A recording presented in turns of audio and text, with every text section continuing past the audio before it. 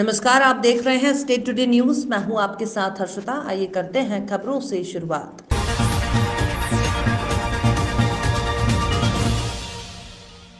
महाकाल मंदिर विस्तारीकरण के प्रथम फेज में हुए कार्यों का पीएम नरेंद्र मोदी जून महीने में लोकार्पण करेंगे।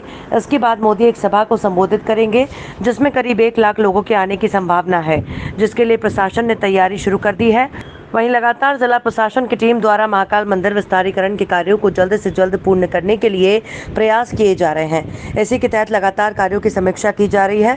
752 करोड़ रुपए से चल रहा महाकाल मंदिर विस्तारीकरण के कार्य के प्रथम फेज में महाकाल पथ, रुद्र सागर को सीवर से मुक्त कर सुंदर बनाना सहित विश्राम धाम के कार्य पूरे हो जाएंगे। पीएम संवत्ता 15 या 16 जून को उज्जैन पहुंचकर प्रथम फेज कार्यों का लोकार्पण कर श्रद्धालुओं को सौगात देंगे। इसी के चलते कार्यों में तेजी लाने के लिए प्रशासन लगातार जुटा हुआ है और कार्यों की समीक्षा की जा रही है। जिला कलेक्टर आशीष सिंह ने बताया कि पहले चरण का कार्य लगभग 90% पूरा किया जा चुका है। जहाँ कुछ कार्य बाकी हैं, उसे जल्द से जल्द पूरे करने के निर्देश दिए गए हैं। महाकाल मंदिर विस्तारीकरण का प्रोजेक्ट जो पूरा लगभग 750 करोड़ का है और जिसका प्रथम फेज 325 करोड़ का जो लगभग है वो कंप्लीशन पे है।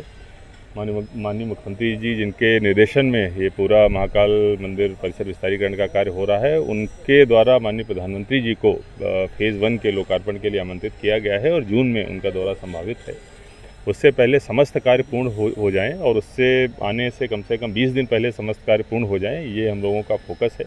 सिविल वर्क हमारा लगभग कंप्लीट है। फिनिशिंग का वर्क कहीं कहीं पर बाकी है, जो लगातार तेज़ गति से हम लोग सुबह शाम दिन रात चला रहे हैं। इस पूरे प्रोजेक्ट का एक महत्वपूर्ण भाग हमारा रुद्र सागर भी है, जो पूरा सीवर और जलकुंभी से भरा रहता था। हम लोगों ने चारों तरफ सीवर लाइन डालकर इसको पूरी तरीके से सीवर मुक्त कर दिया है। आज की तारीख में कोई भी सीवर इसमें नहीं मिल रहा है। जो पुराना सीवर का पानी है उसको हम लोग पंप आउट कर रहे हैं, सुखा रहे हैं। लगभग 90% काम वो भी पूरा हो गया है। इसको 3 हिस्सों में हम लोगों ने बांटा और पहले हिस्से में पानी भरने का काम जो हम लोगों ने शिप्रा नदी से एक पानी की लाइन डाली है, उसके माध्यम से भरना कल से या आज से प्रारंभ कर देंगे। तो कुल मिला के पूरा प्रोजेक्ट हमारा फर्स्ट फेज़ का उसके सभी काम कंप्लीट हो जाएं और रुद्र सागर में पानी भर जाए, ये हमारा फोकस है प्रधानमंत्री जी की विजिट के बाद। सिंहस्थ मेला क्षेत्र में आने वाली आवासीय क्षेत्र की जमीन को सिंहस्थ क्षेत्र से मुक्त किया जाने की मांग को लेकर पीपली नाका चौराहे पर क्षेत्रीय रहवासियों ने मिलकर सामूहिक रूप से मुख्यमंत्री के नाम ज्ञापन सौंपकर क्षेत्रीय कॉलोनियों को सिंहस्थ क्षेत्र मुक्त करने की मांग की। इस दौरान पूर्व मंत्री पारस जैन भी उज्जैन उत्तर विधानसभा के अंतर्गत आने वाले सिंहस्थ मेला क्षेत्र के रहने वाले रहवासियों की मांग है कि हमारे मकान और भूमि जहाँ पर कभी सिंहस्थ लगा ही नहीं, इस मकान भूमि को सिंहस्थ क्षेत्र में बेवजह सम्मिलित किया हुआ है। यही वजह है कि हमारी कॉलोनी बस्ती वैध नहीं हो पाने के कारण नक्शा पास नहीं हो पा रहा, कीमत भी कम है, बैंक लोन नहीं दे पा रही है। यदि वैध हो जाए तो हमारे मकान की कीमत कई गुना बढ़ जाएगी और बैंक लोन देना प्रारंभ कर देगी, जिससे हम व्यापार व्यवसाय में उस राशि को लगा देंगे। इस मांग को लेकर सामूहिक रूप से ज्ञापन मुख्यमंत्री शिवराज सिंह चौहान और अपर सचिव नगरीय प्रशासन के नाम पूर्व मंत्री उज्जैन उत्तर के विधायक पारस चंद्र जैन और पूर्व नगर निगम अध्यक्ष सोनू गहलोत के माध्यम से जिला प्रशासन को दिया गया। उज्जैन की पहचान सिंहस्थ और शिप्रा नदी है। सिंहस्थ का आयोजन अच्छे प्रकार से होना चाहिए, शिप्रा नदी का संरक्षण होना चाहिए और सिंहस्थ के आयोजन के दौरान ऐसी कई बस्तियां हैं उज्जैन शहर की, लगभग ऐसे 8 वार्ड हैं, 8 से 10 वार्ड है। वार्ड क्रमांक 1, वार्ड क्रमांक 2, 3, 4, 5, 6, 7, 8, 10, 12, 32 और 33 ऐसे 10 वार्ड है जहाँ पर सिंहस्थ का कभी आयोजन नहीं हुआ। 30-30, 40-40 सालों से यहाँ पर मकान बने हुए हैं, किंतु किसी कारणवश उनका जो सर्वे नंबर है खसरा विवन है, उसमें सिंहस्थ क्षेत्र लिखा हुआ है। 2016 का जब सिंहस्थ आयोजन हुआ था, प्रशासन ने इस एरिया को छोड़कर ही नए स्थानों पर सिंहस्थ का आयोजन किया था।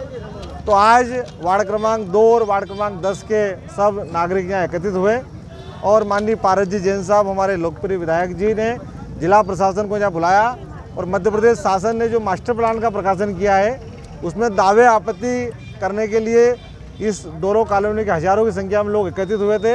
उन्होंने अपने अपने आवेदन जमा किए हैं और ये मांग की है कि चूँकि हमारे भूमियों पर, हमारे मकानों पर, हमारी ज़मीन पर कभी सिंहस्थ लगा नहीं, इसलिए इसको सिंहस्थ से मुक्त किया जाए। और 2016 का सिंहस्थ बाईपास जो लगा था यहाँ पर शांति पैलेस होटल के पीछे, वहीं पर सिंहस्थ के लिए आरक्षित किया जाए, उसको आवासीय नहीं किया जाए। और मुझे इस बात की बड़ी प्रसन्नता है कि लोगों ने अपने मकानों को सिंहस्थ से बाहर करने की मांग की। शिप्रा नदी का जो ग्रीन बेल्ट का एरिया है जो 200 मीटर है उसको जो कम किया गया है उसके बारे में भी सबने लिख के दिया है कि शिप्रा नदी का ग्रीन बेल्ट 200 नहीं 300 मीटर होना चाहिए। तो मुझे लगता है कि मध्य प्रदेश के हमारे लोकप्रिय मुख्यमंत्री आदरणीय शिवराज सिंह जी चौहान तक ये बात जाएगी और सीएस क्षेत्र जहाँ पर मकान बन गए हैं, रहवासी क्षेत्र हो गया है, 30-40 साल से लगभग 10,000 ऐसे मकान बने हुए हैं, उन सब मकानों को सीएस से मुक्त करेंगे ताकि आने वाले समय में ये सब कॉलोनियाँ अवैध होगी, लोन मिलने लगेंगे, पढ़ाई करने वाले बच्चों को एजुकेशन लोन मिलेगा और एक सुखमय जीवन यहाँ के सब रहवासी जी सकेंगे। नहीं होती आगे क्या करना पड़ेगा? मध्य प्रदेश सरकार ने मास्टर प्लान बनाया है, मास्टर प्लान के अंदर उन्होंने 8 मई तक दावे आपत्ति करने का उसमें लिखित में दिया है, तो उसी क्रम में दावे आपत्ति की गई है। मध्य प्रदेश सरकार इन सब आपत्तियों को लेकर गंभीरता से विचार करेगी और मुझे पूरा विश्वास है पूरी भारतीय जनता पार्टी आज इस मंच पर थी। टोटल 10 वार्डों में कितने रहवासी होंगे? और लगभग 1 लाख रहवासी है इस पूरे 10 वार्डों में। 10 उमरिया में कोल्ड ड्रिंक से लदे ट्रक में लगी आग, धू धू कर जला ट्रक, फायर ब्रिगेड ने आग पर काबू पाया, बाल बाल बचे चालक और खलासी। उमरिया जिले के चंदिया थाना अंतर्गत चंदिया खितौली मार्ग में ग्राम पंचायत पथरी के आगे टेकन मोड़ पर गुरुवार को जबलपुर से सिंगरौली की ओर जा रहा ट्रक अनियंत्रित होकर पलट गया। ट्रक पलटते ही उसमें आग लग गई। भीषण आग में ट्रक जलकर राख हो गया। घटना की जानकारी के बाद चंदिया थाने की टीम, फायर ब्रिगेड की टीम मौके पर पहुंची और मशक्कत के बाद आग पर काबू पाया। वहीं घटना में घायल ट्रक चालक और खलासी को मामूली चोटें आई हैं। जावरा नगर का एकमात्र गोविंद राम तोंदी शासकीय पॉलिटेक्निक कॉलेज, जहां डिप्लोमा लेकर निकले छात्रों ने देश और प्रदेश में कॉलेज का नाम रोशन किया है, वहीं वर्तमान में ये कॉलेज अव्यवस्था के चलते अपना रुतबा खोता नजर आ रहा है। पिछले करीब 10 से 15 वर्षों में जमे अधिकारियों के भरोसे चल रहे इस कॉलेज की व्यवस्थाओं में सुधार तो नहीं हो पाया और मरम्मत के लिए आई राशि लैप्स हो गई है। हालत यह है कि परिसर में घास, पेड़ और गड्ढों से ये महाविद्यालय कम और जंगल ज्यादा नजर आता है। सुबह से शाम तक खुले आम जानवर स्वच्छंद विचरण कर इसकी सुरक्षा व्यवस्था की पोल खोलते नजर आते हैं। लगभग 5 दशक से अधिक प्रदेश के ख्याति प्राप्त शिक्षण संस्थाओं में गिना जाने वाले पॉलिटेक्निक कॉलेज आजकल लुप्त होता जा रहा है। ऐसा ही एक मामला गुरुवार को सामने आया। कॉलेज प्रशासन की लापरवाही के चलते कॉलेज में एकमात्र पीने की पानी की टंकी में एक सांप मरा हुआ मिला, साथ में कुछ अंडे भी टंकी में पाए गए। सांप पूरी तरह से गल चुका था। गुरुवार को जल प्रदाय प्रभारी सुबह 9:30 बजे जब पानी सप्लाई के लिए पहुंचा तो उसे टंकी में सांप मरा हुआ मिला। ये बात जब कॉलेज स्टाफ और विद्यार्थियों के व्हाट्सएप ग्रुप में पहुंची तो हड़कंप मच गया। पॉलिटेक्निक कॉलेज में सांप और अंडे पानी की टंकी में दिखाई दिए, क्या मामला था सर? हाँ, ये मुझे सूचना मिली आज सुबह ही 9:30 बजे करीब कि हौद में जो है वो सांप मरा हुआ पड़ा हुआ है और जो पानी चालू करते हैं उनने सूचना दी मुझे। तो मैंने तत्काल तो ये किया है कि सबसे पहले ग्रुप के व्हाट्सएप पे मैसेज डाला कि जो भी हौद से पानी सप्लाई हुआ है उसका उपयोग न करें। और यही सूचना जो है विद्यार्थियों के जो व्हाट्सएप ग्रुप बना हुआ है उसमें भी हमने डलवा दी तुरंत। और उसके बाद में यहाँ आकर के और जो सफाई कर्मचारी हैं और जो उसके प्रभारी हैं जल प्रदाय के, उनको ये कहा कि इसको तुरंत अभी खाली करके और इसकी साफ़ सफाई की जाए। सर, ये जिस तरह से एक जिंदा सांप भी उसमें नज़र आ रहा है, कुछ फ़ोटो वायरल हुए हैं, वीडियो वायरल हुए, उसमें जिंदा सांप भी नज़र आ रहा है सर। जिसमें अगर बच्चे इसका सेवन कर लेते तो एक बड़ी दुर्घटना हो सकती थी। इसके लिए माकूल इंतजाम क्या है सर? अभी हम इसमें चारों तरफ वायर फेंसिंग करवाने की वो कर रहे हैं और उसमें एक जाली भी लगाई जाएगी जिससे कि आगे जो है इस प्रकार की घटना ना हो। झाड़ियाँ सर, काफ़ी झाड़ियाँ हाँ, हैं, बिल्कुल, कोई ये भी छटाई और कटाई? बिल्कुल, ये झाड़ियाँ भी थोड़ी सी उसके आसपास है, उसको भी पूर्ण रूप से उसकी कटाई की जाएगी और इसको बिल्कुल क्लियर किया जाएगा। आपका शुभ नाम सर? और मैं जीबी बामन का प्राचार्य। जबलपुर में मध्य प्रदेश विधानसभा नेता प्रतिपक्ष गोविंद सिंह का एक बड़ा बयान सामने आया है। उन्होंने कहा है कि अब मध्य प्रदेश के मामा का मूड बदल गया है, लिहाजा प्रदेश में विकराल स्थिति होने वाली है। उन्होंने कहा कि अब भाजपा अलग अलग नामों से जानी जा रही है, कभी बजरंग दल तो कभी वनवासी दल तो कभी विश्व हिंदू परिषद तो कभी राम सेना के तमाम नाम आज भाजपा के हो चुके हैं। इन लोगों ने आज आतंकवादी संगठनों को पैदा कर दिया है जो कि ट्रेनिंग कैंप चला रहे हैं। विधानसभा नेता प्रतिपक्ष ने कहा कि इसकी अगर जाँच हो जाए तो दूध का दूध पानी का पानी हो जाएगा। आज जो लोग लाठी लेकर घूम रहे हैं, गोविंद सिंह ने कहा कि सिवनी में कैंप चल रहा है, बड़े बड़े लोग वहां पर लाठी पड़ला लेकर घूम रहे हैं। आदिवासी हत्या मामले में नेता प्रतिपक्ष ने कहा कि महज आधे घंटे के भीतर आखिर इतनी गांव के लोग कैसे पहुंच गए, ये सब भाजपा की एक साजिश है। इनका एक ग्रुप चल रहा है जो कि जगह जगह लोगों के बीच आतंक फैला रहा है। देश का बाथरूम विघ्न डालने के लिए, समाज को लड़ाने के लिए किया जा रहा है। हमारे मित्र हैं विधानसभा में साथी मरकाम साहब, ओमकार सिंह मरकाम ने किताब पुस्तक भेंट विधानसभा में बताई थी भाषण के दरमियान। जो पुस्तक राष्ट्रीय स्वयंसेवक संघ का प्रकाशन बताए दिए थे, उसमें मैंने उनका वक्तव्य सुना था। उसमें उन्होंने कहा कि राष्ट्रीय स्वयंसेवक ने कहा कि गौड़ आदिवासी गौ मांस खाते थे। उन्होंने कहा कि हमारे यहाँ परंपरा है, हम तो इनको पूजते हैं, हम गौ और नंदी तक को पूजते हैं, और इस तरह का हमारे समाज के खिलाफ जो दुष्प्रचार किया जा रहा है। ये विधानसभा में हमारे साथी मरकाम जी ने भी इस मुद्दा उठाया था। इससे प्रसिद्ध हो गया कि भाई जो षड्यंत्र पहले से चल रहा था वो क्रियान्वयन, उसका परिणाम समाज के सामने आने लगे। मार पीट हत्याएँ, कानून का राज समाप्त करके जो हिटलर का राज था उसको उसी तरह का काम करना चाहते हैं, षड्यंत्र फैलाने का। मैं तो हमेशा से कहता रहा हूँ कि राष्ट्रीय स्वयंसेवक संघ जो है, हमारी तो मान्यता है कि राष्ट्रीय स्वयंसेवक संघ न होकर ये राष्ट्रीय षड्यंत्रकारी संघ, ये षड्यंत्र फैलाता है।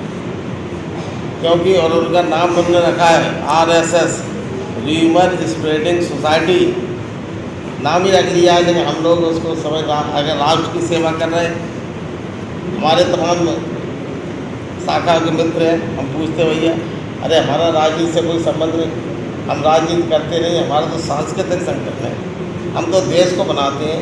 अरे भाई बताइए कौन सा देश बना रहे हैं, कहाँ तहसीलदार के बांध बना रहे हैं? अगर पूरे देश में एक आध दिन ने बांध बना लिया हो, नदी में अवैध उत्खनन को रोका हो, समाज के कल्याण की कोई काम की हो, कौन सा काम कर रहे हैं? और जगह जगह इनके जो संगठन है अनुशासनिक संगठन, उनके जगह एयर कंडीशन कार्यालय बन गए। अब बताइए मजदूर संघ भोपाल में उनका एयर कंडीशन कार्यालय है, भारतीय मजदूर संघ, विद्यार्थी परिषद, आखिर जिस संपत्ति आ कहाँ से रही? इसका जवाब भी देश की जनता को भारतीय जनता पार्टी के नेताओं से करना चाहिए। हम लोगों ने तय किया है, हमारे नेता कमलनाथ जी के नेतृत्व में हम लोग भारतीय जनता पार्टी के षड्यंत्र का खुलासा करेंगे और जनता के बीच, आम जनता के, नौजवानों, किसान, मजदूरों के बीच ले जाकर गोल बंद होकर भारतीय जनता पार्टी के कारनामे पूरे प्रदेश में उजागर करके प्रजातंत्र की रक्षा करने के लिए कमलनाथ जी के नेतृत्व में हम सब लोग लड़ाई जारी रखेंगे। गोविंद जी, आज गोंडवाना चौक रेलवे स्टेशन के सामने गड़ा गोंडवाना संरक्षण संघ जबलपुर, आदिवासी कर्मचारी अधिकारी संगठन अजाक्स और अन्य सामाजिक संगठनों द्वारा सपनी जिले के समरिया गांव में रात 2 बजे आदिवासी समाज के 3 लोगों पर असामाजिक तत्वों द्वारा हमला किया गया, जिसमें 2 लोगों की मौके पर ही मौत हो गई और एक गंभीर रूप से घायल अस्पताल में भर्ती है, जिसका जोरदार सभी ने विरोध किया। महामहिम राष्ट्रपति, राज्यपाल और पुलिस महानिदेशक के नाम कलेक्टर प्रतिनिधि को ज्ञापन सौंपा गया और सभी समिति और सामाजिक संगठनों के द्वारा आदिवासियों पर हो रहे अत्याचार को बंद करें और जो लोग ऐसे कृत्य करते हैं उन पर कड़ी से कड़ी कार्रवाई की जाए। ज्ञापन दिया गया है कि विगत दिवस सिवनी जिले के कुरई क्षेत्र में जो आदिवासी परिवार के ऊपर जो घटना घटी, हत्याएं हुई, मारा, इस दुखद घटना का हम जो है मध्य प्रदेश अनुसूचित जाति जनजाति अधिकारी एवं कर्मचारी संघ अजाक्स परिवार घोर निंदा करता है। साथ ही जो पीड़ित परिवार है, उस पीड़ित परिवार को हमने शासन से जो है 50-50 लाख रुपए के मुआवजा की मांग की है और उस पीड़ित परिवार को जो दैनिक वेतन भोगी के रूप में जो शासकीय सेवा दी गई है, उसे दैनिक वेतन न देके उसे रेगुलर शासकीय सेवा की मांग, ऐसी मांगों को लेकर आज हमने यहाँ पे माननीय मुख्यमंत्री महोदय एवं जनजाति आयोग के अध्यक्ष महोदय के नाम कलेक्टर द्वारा ज्ञापन सौंपा है। योगेश चौधरी, जिला अध्यक्ष अजाक्स, जिला जबलपुर। गढ़ा गोंडवाना संरक्षण संघ जबलपुर के तत्वाधान में आज महामहिम राष्ट्रपति भारत सरकार, महामहिम राज्यपाल मध्य प्रदेश शासन और पुलिस महानिदेशक के नाम पर ज्ञापन सौंपा जाएगा। इस ज्ञापन में सिवनी जिले के आदिवासियों को जो 2 तारीख की रात में बजरंग दल के लोगों ने पीट कर हत्या कर दी है, जिसके विरोध में हमने ये मांग पर पत्र दाखिल कर ये बोला है कि जिन लोगों ने हत्या की है उन लोगों को फांसी की सज़ा दी जाए और साथ ही बजरंग दल को बैन लगाई जाए, क्योंकि जिस तरह से आदिवासियों ने संघर्ष करके भारत की भूमि पर आर्यों से लड़ा है, मुगलों से लड़ा है और देश की आज़ादी के लिए अंग्रेज़ों से भी लड़ा है, तो हमें इनसे डर नहीं है लड़ने के लिए। लेकिन प्रजातंत्र में इस तरह की यह घटना पूरे देश के आदिवासियों को दुखी करती है। इसी तारतम्य में हमने आज ये ज्ञापन देकर भारत सरकार को बताया है कि तत्काल जिन अपराधियों ने ऐसा कृत्य किया है उन्हें जो है फांसी दी जाए और बजरंग दल बैन लगाए जाए। किशोरीलाल भलावी, गढ़ा गुणवाना संरक्षण संघ, जबलपुर। शामगढ़ मंदसौर जिले की शामगढ़ तहसील के कुरावन गांव में दोपहर के करीब अचानक से शॉर्ट सर्किट के कारण आग लग गई। परिजनों को इस बात का जब पता लगा तो वो अपनी बाइक से खेत पर पहुंचे, भयानक रूप से लगी आग को बुझाने का प्रयास करने लगे। वहीं बाइक लड़कियों से कुछ ही दूरी पर खड़ी कर आग को बुझाने का प्रयास करने लगे, लेकिन वहीं हवा के साथ आग ने अपना भयानक रूप धारण कर लिया और लकड़ियों ने भी आग पकड़ ली। साथ ही पास में खड़ी बाइक भी उसकी चपेट में आ गई, जिससे पूरी बाइक जलकर खाक हो गई। खेत मालिक सत्यनारायण और वहीं विजेश मालवीय द्वारा बताया गया है कि आग शॉर्ट सर्किट के कारण खेत में लगी आग से खेत में पड़े सामान जल गए। 2.5 लाख के करीब नुकसान हुआ। सुवासरा फायर ब्रिगेड ने आग पर काबू पाया। इसका कारण क्या रहा है? आज मैं विजेश मालवी, कुरावन निवासी, आज कुएं पर शॉर्ट सर्किट होने की वजह से यहाँ पर हमारे की मेड़ पर आग लगी थी, जिसको बुझाने के लिए मेरे बड़े भाई साहब अपनी मोटरसाइकिल लेके आए, पल्सर गाड़ी, और उसे खड़ी करके आग बुझाने गए तो आग की लपट इतनी तेज़ थी कि हवा के कारण पास में पड़ी हुई लकड़ी में भी आग लग गई और पूरी बाइक जल गई। आप देख सकते हैं कि किस प्रकार से पूरी बाइक जल के खाली नई थी पल्सर, और जिसका बीमा भी है, परंतु पूरी खाक हो गई है। और भी नुकसान हुआ है, और पाइप पड़े थे ऊपर, सारे पाइपलाइन की जो पाइप पड़े थे वो भी जल के पूरे खाक हो गए। आग की लपटें इतनी थी कि लगभग 80 से 100 फीट तक ऊपर तक चली है। पेड़ पूरे के पूरे आप देख सकते हैं कि पूरे पेड़ पर ऊपर तक आग पहुंच गई थी, और आम के पेड़ भी जले हैं। बहुत सारे पेड़ों को नुकसान हुआ है, बहुत सारा नुकसान हुआ है। मैं शासन प्रशासन से निवेदन करूंगा कि इसका मौका मुआयना कर, पंचनामा बनाकर हमारे जैसे किसानों को इसका भरपाई करने की कृपा करें। जावरा की युवा एनिमल लवर कविता कोठारी कोरोना काल में स्ट्रीट डॉग को भूखा प्यासा तड़पते देखा तो दिल में उनके लिए प्यार जाग उठा।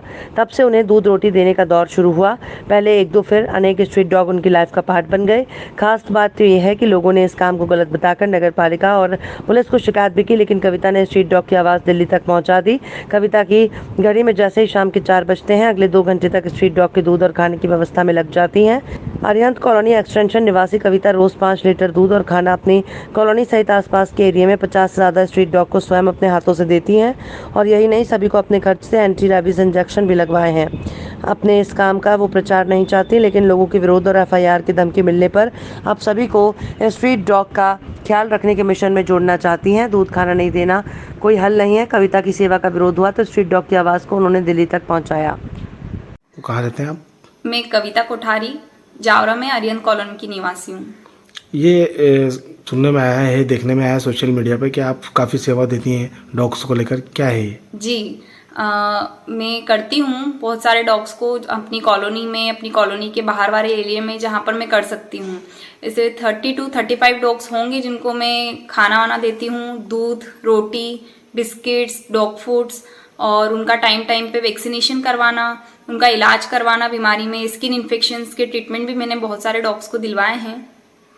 ये आपको किस तरह, लक्ष्य क्या है इसके पीछे का आपका? एक्चुअली लक्ष्य मेरा यही है, जब कोरोना काल के टाइम पे जब सब लोग अपने अपने घर में थे, होटल्स बंद थी, सब कुछ बंद था, तब मैंने देखा था कि जानवरों को कितनी तकलीफ आ रही है। उसके अलावा हमारे यहाँ पे स्वच्छ भारत अभियान भी चालू है, जो बहुत अच्छी चीज़ है, जिसकी वजह से लोग घर के बाहर खाना पानी नहीं डालते हैं, कचरा नहीं डालते हैं, तो जीवों को बहुत परेशानी आती है खाना पानी ढूंढने में, और उस टाइम पे और ज़्यादा दिक्कतें आ रही थी। तब से मैंने सीखा था कि हमें हमारे घर के आसपास के जानवरों को खाना देना चाहिए, उनका टाइम पे देखभाल करनी चाहिए। जिस तरह अभी आपने बताया कि कुछ विरोधी भी आपका करते हैं, तो क्या है ये? जी, विरोध करते हैं, मुझे उनसे कोई तकलीफ नहीं है। मैं बस यही कहना चाहूँगी कि ये हमारे संविधान में भी लिखा हुआ है, जिसके तहत हम जानवरों को, सभी जीव जानवरों को खाना पानी दे सकते हैं।